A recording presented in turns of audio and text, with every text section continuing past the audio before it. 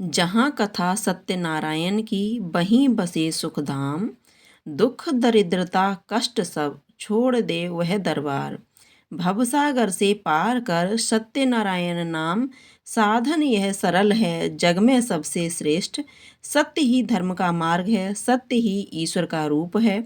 सत्यनारायण भगवान की कथा न केवल जीवन की बाधाओं को दूर करती है, बल्कि हमें सत्य के मार्ग पर चलने की प्रेरणा भी देती है।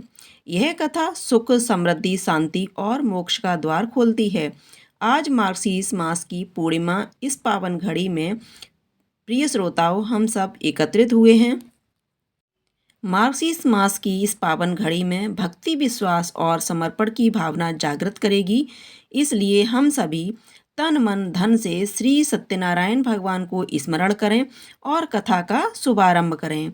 और सुनने से सौभाग्य प्राप्त हुआ है, कृपया हम सब पर अपनी कृपा दृष्टि बनाए रखें और हमारे जीवन में सत्य और धर्म का प्रकाश मिले। प्रेम से बोलिए सत्यनारायण भगवान की जय। एक समय नैमिषारण्य तीर्थ में सौनकादिक 88,000 ऋषियों ने श्री सूत जी से पूछा, हे प्रभु, इस कलयुग में वेद विद्या रहित मनुष्यों को प्रभु भक्ति किस प्रकार मिलेगी तथा उनका उद्धार कैसे होगा। इसलिए हे मुनि, कोई ऐसा तप कहिए जिससे थोड़े समय में पुण्य प्राप्त होवे और मनवांछित फल मिले।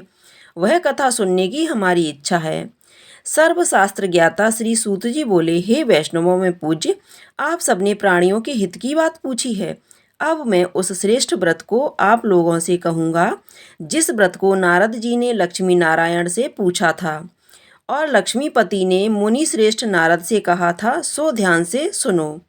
एक समय योगीराज नारद जी दूसरों के हित की इच्छा से अनेक लोकों में घूमते हुए मृत्युलोक में आ पहुँचे। यहाँ अनेक योनियों में जन्मे हुए प्रायः सभी मनुष्यों को अपने कर्मों द्वारा अनेकों दुखों से पीड़ित देखकर सोचा कि यत्न के करने से निश्चय ही प्राणियों के सुखों का नाश हो सकेगा। ऐसा मन में सोचकर विष्णु लोक को गए। वहाँ श्वेत वर्ण और 4 भुजाओं वाले देवों के ईश नारायण को देखकर, जिनके हाथों में शंख, चक्र, गदा और पद्म थे तथा वरमाला पहने हुए थे, स्तुति करने लगे। हे भगवान, आप अत्यंत शक्ति से संपन्न हैं। मन तथा वाणी भी आपको नहीं पा सकती। आपका आदि मध्य अंत नहीं है।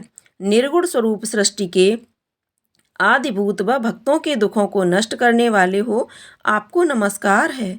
नारद जी से इस प्रकार की स्तुति सुनकर विष्णु भगवान बोले, हे मुनि श्रेष्ठ, आपके मन में क्या है? आपका किस काम के लिए आगमन हुआ है? निसंकोच कहो। तब नारद मुनि बोले, मृत्युलोक में सब मनुष्य जो अनेक योनियों में पैदा हुए हैं, अपने अपने कर्मों के द्वारा अनेक प्रकार के दुखों से दुखी हो रहे हैं।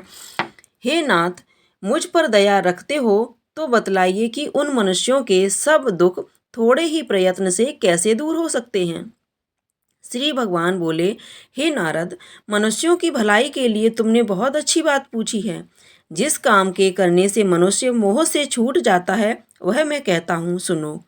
बहुत पुण्य देने वाला स्वर्ग तथा मृत्युलोक दोनों में दुर्लभ एक उत्तम व्रत है।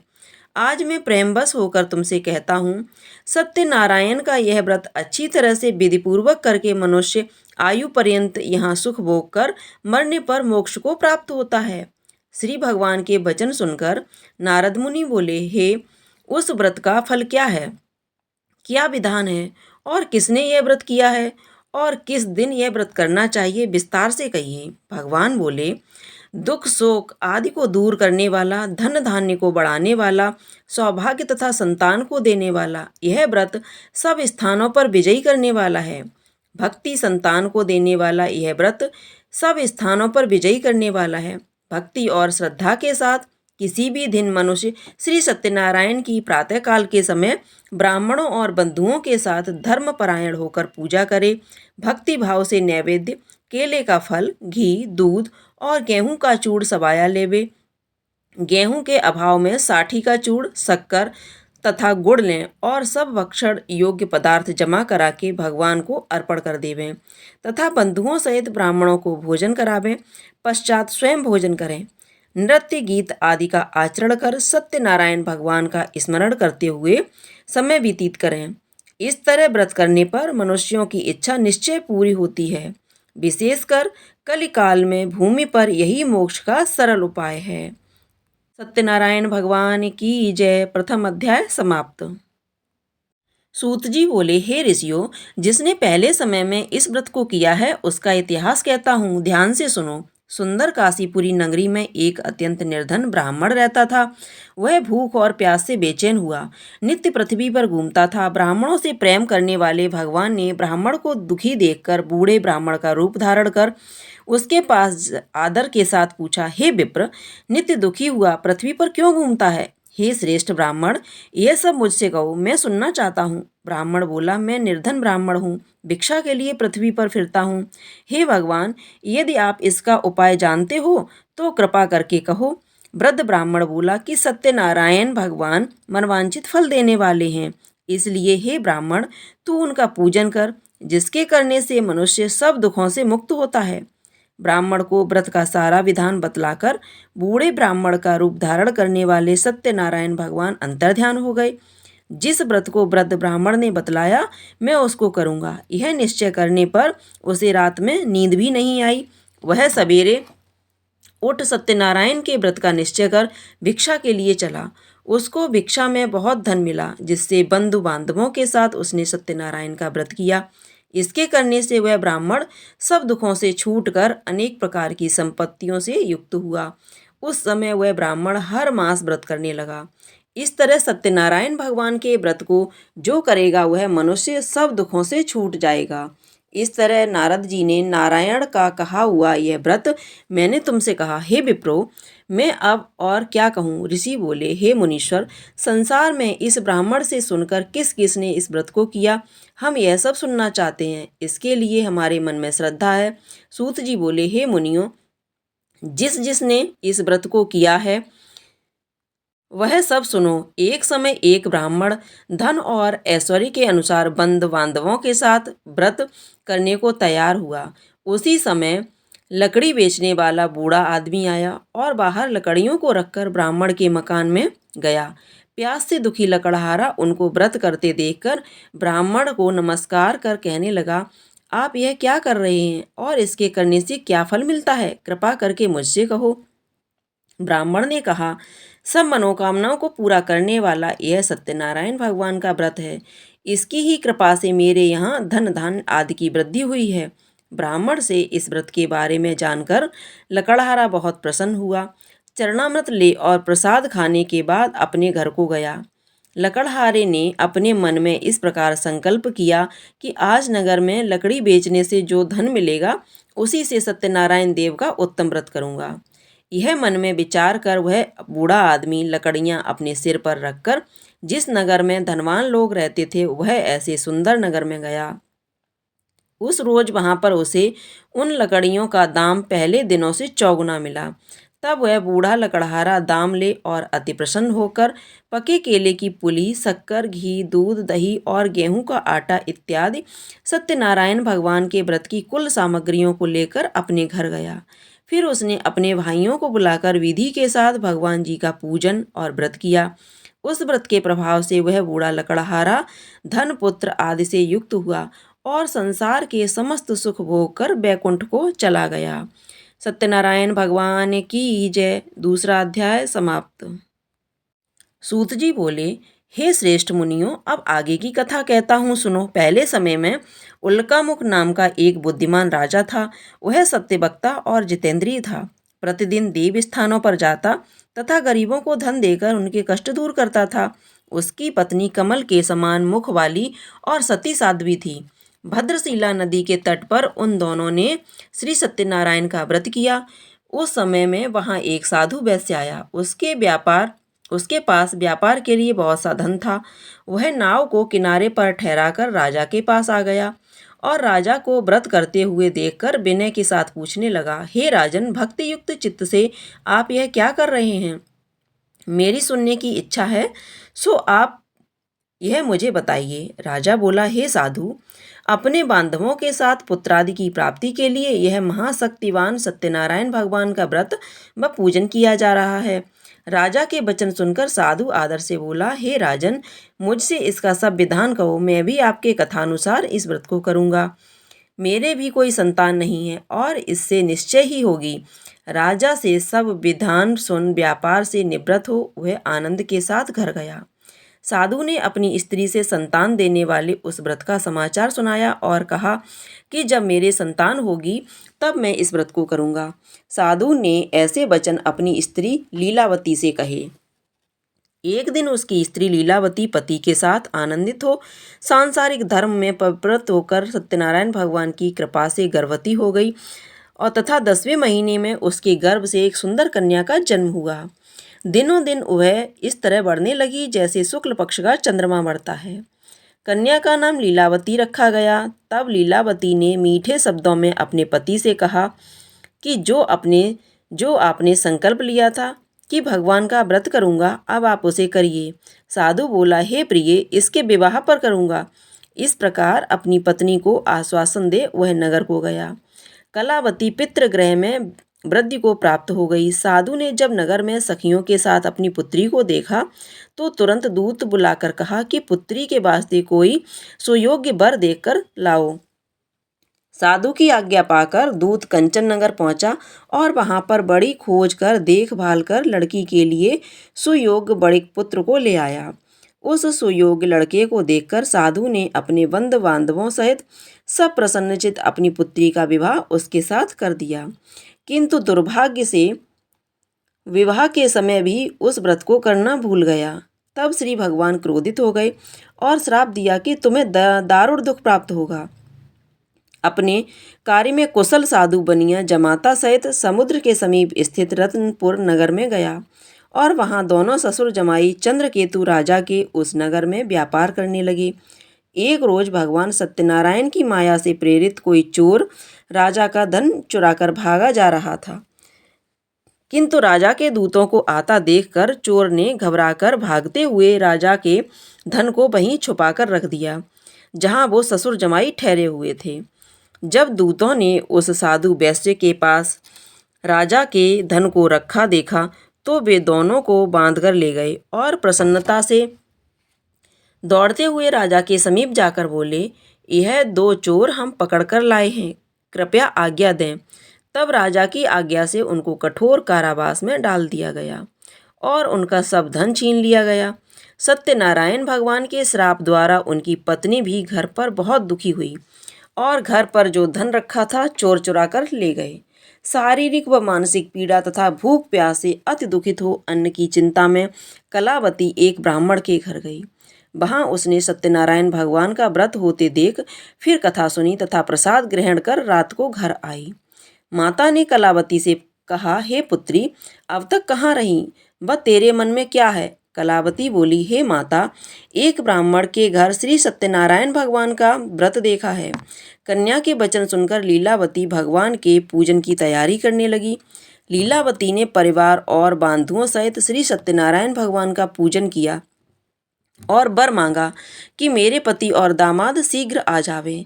साथ ही प्रार्थना की कि हम सबका अपराध क्षमा करो। सत्यनारायण भगवान इस व्रत से संतुष्ट हो गए और राजा चंद्रकेतु को स्वप्न में दर्शन देकर कहा, हे राजन, दोनों वैश्यों को प्रातः ही छोड़ दो और उनका सब धन जो तुमने ग्रहण किया है वो दे दो, नहीं तो मैं तेरा धन, राज्य, पुत्रादि सब नष्ट कर दूंगा। राजा के ऐसे वचन कहकर भगवान अंतर्ध्यान हो गए।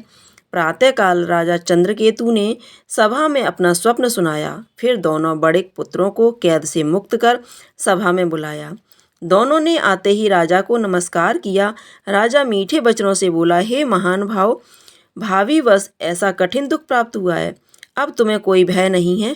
ऐसा कहकर राजा ने उनको नए नए वस्त्र आभूषण पहनाए तथा उनका जितना धन लिया था उससे दोगुना धन देकर आदर सहित विदा किया। दोनों वैश्य अपने नगर को चल दिए। सत्यनारायण भगवान की जय। 3रा अध्याय समाप्त।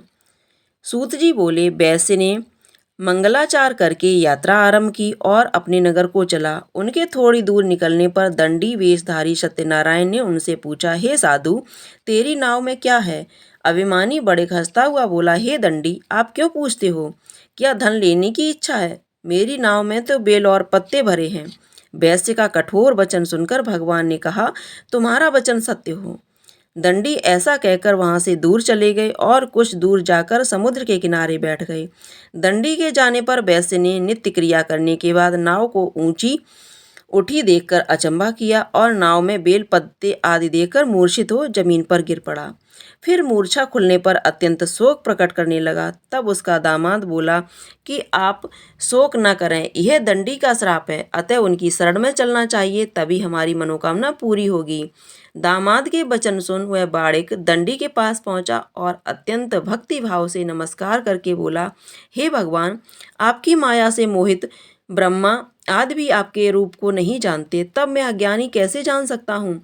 आप प्रसन्न होइए, मैं सामर्थ्य के अनुसार आपकी पूजा करूँगी, मेरी रक्षा करो और पहले के समान नौका में धन भर दो। उससे भक्ति युक्त वचन सुनकर भगवान प्रसन्न हो उसकी इच्छा अनुसार वर देकर अंतर्ध्यान हो गए। तब उन्होंने नाव पर आकर देखा कि नाव धन से परिपूर्ण है। फिर वह भगवान सत्यनारायण का पूजन कर साथियों सहित अपने नगर को चला। जब अपने नगर के निकट पहुंचा तब दूत को घर भेजा। दूत ने साधु के घर जा उसकी स्त्री को नमस्कार कर कहा कि साधु अपने दामाद सहित इस नगर के समीप आ गए हैं। ऐसा वचन सुन साधु की स्त्री ने बड़े हर्ष के साथ सत्यदेव का पूजन कर पुत्री से कहा, मैं अपने पति के दर्शन को जाती हूँ, तू कार्य पूर्ण कर शीघ्र आना। माता के ऐसे वचन सुनकर कलावती प्रसाद छोड़कर पति के पास गई। प्रसाद की अवज्ञा के कारण सत्यदेव ने रुष्ट हो उसके पति को नाव सहित पानी में डुबो दिया। कलावती अपने पति को न देख कर रोती हुई जमीन पर गिर गई। इस तरह नौका को डूबा हुआ तथा कन्या को रोता देख साधु दुखित हुआ, बोला, हे प्रभु, मुझसे या मेरे परिवार से जो भूल हुई है उसे क्षमा करो। उसके दीन वचन सुनकर सत्यदेव प्रसन्न हो गए और आकाशवाणी हुई, साधु, तेरी कन्या मेरे प्रसाद को छोड़कर आई है, इसलिए इसका पति अदृश्य हुआ है। यदि वह घर जाकर प्रसाद खाकर लौटे तो इसे पति अवश्य मिलेगा। ऐसी आकाशवाणी सुनकर कलावती ने घर पहुंचकर प्रसाद खाया, फिर आकर पति के दर्शन किए। तत्पश्चात साधु ने बंधु बांधवों सहित सत्यदेव का विधिपूर्वक पूजन किया। उस दिन से वह प्रत्येक पूर्णिमा को सत्यनारायण भगवान का पूजन एवं कथा करने लगा। फिर इस लोक को सुख भोग कर अंत में स्वर्ग लोक को गया। सत्यनारायण भगवान की जय। चौथा अध्याय समाप्त। सूत जी बोले, हे ऋषियों, मैं और भी कथा कहता हूँ, सुनो। प्रजा पालन में लीन तुंगध्वज नाम का एक राजा था। उसने भी भगवान का प्रसाद त्याग कर बहुत दुख पाया। एक समय वन में जाकर वन्य पशुओं को मारकर वड़ के नीचे आया। वहां उसने ग्वालों को भक्ति भाव से बांधवों सहित सत्यनारायण जी का पूजन करते देखा। राजा देखकर भी अभिमान बस वहां नहीं गया और न नमस्कार किया।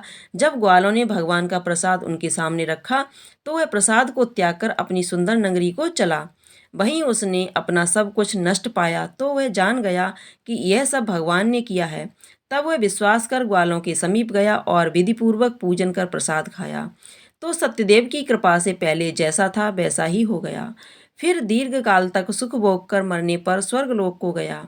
जो मनुष्य इस परम दुर्लभ व्रत को करेगा, भगवान की कृपा से उसे धन धान्य की प्राप्ति होगी तथा सब मनोरथ पूर्ण होकर अंत में वैकुंठ धाम को जाता है। जिन्होंने पहले इस व्रत को किया है, अब उनके दूसरे जन्म की कथा कहता हूँ। वृद्ध सदानंद ब्राह्मण ने सुदामा का जन्म लेकर मोक्ष को पाया। उल्कामुख नाम का राजा दशरथ होकर बैकुंठ को प्राप्त हुआ। साधु नाम के वैश्य ने मोरध्वज बनकर अपने पुत्र को आरे से चीरकर मोक्ष को प्राप्त किया। महाराज तुंगध्वज ने स्वयंभू होकर भगवान में भक्ति युक्त कर्म कर मोक्ष प्राप्त किया। श्री सत्यनारायण भगवान की जय। पंचम अध्याय समाप्त। सत्यनारायण भगवान की जय। आरती अब सुनिए सत्यनारायण भगवान की। जय लक्ष्मी रमणा स्वामी, जय लक्ष्मी रमणा। सत्यनारायण स्वामी जन पातक हरिणायों। जय लक्ष्मी रमणा। रत्न जड़ित सिंहासन अद्भुत छवि राजे, स्वामी अद्भुत छवि राजे। नारद करत निराजन घंटा ध्वनि बाजे। ओम जय लक्ष्मी रमणा। भय प्रकट भये कलि कारण तुझी को दरस दियो। स्वामी तुझी को दरस दियो। बूढ़ो ब्राह्मण बन कर कंचन महल कियो। ओम जय लक्ष्मी रमणा।